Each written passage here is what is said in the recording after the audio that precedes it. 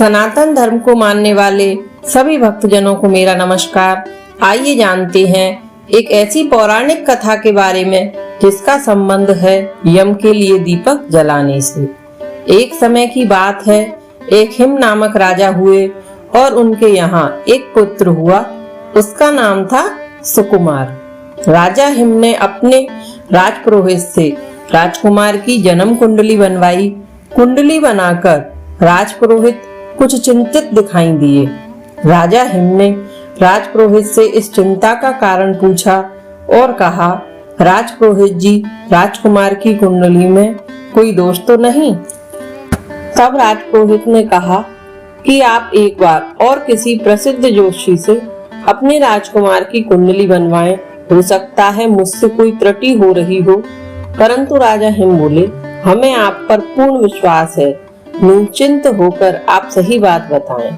तब राजपुरोहित बोले कि हे महाराज, कुंडली के अध्ययन से यह ज्ञात हुआ है कि राजकुमार की मृत्यु अपने विवाह के चौथे दिन सर्प के काटने से होगी। राजा हिम भी चिंता में पड़ गए।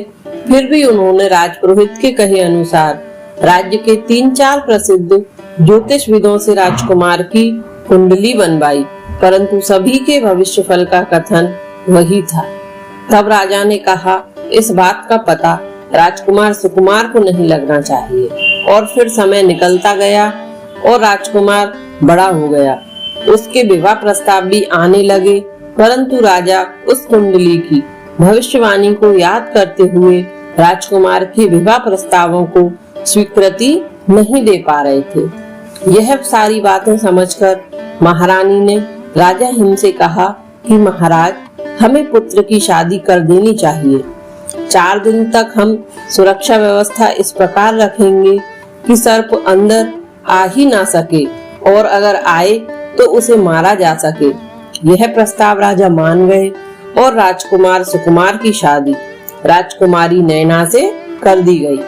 परंतु विवाह पूर्व राजकुमारी नैना को भविष्यवाणी जो राजकुमार के लिए थी वह बता दी गई थी।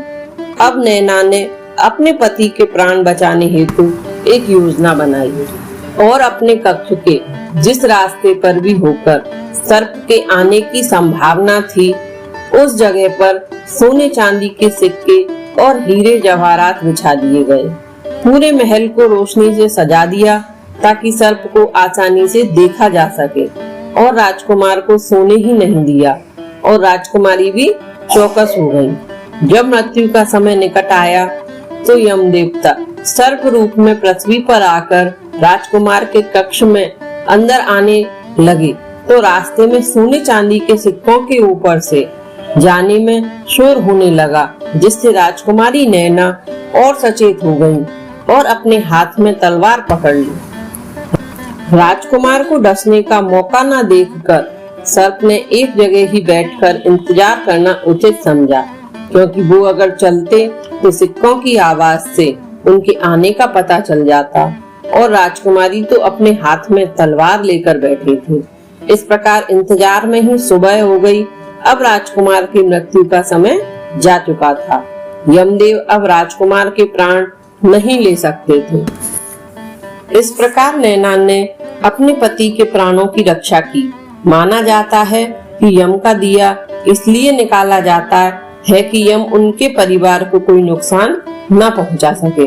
दोस्तों, अगर आपको यह जानकारी अच्छी लगी हो तो हमारे चैनल को लाइक करें, वीडियो को लाइक करें, चैनल को सब्सक्राइब करें। धन्यवाद।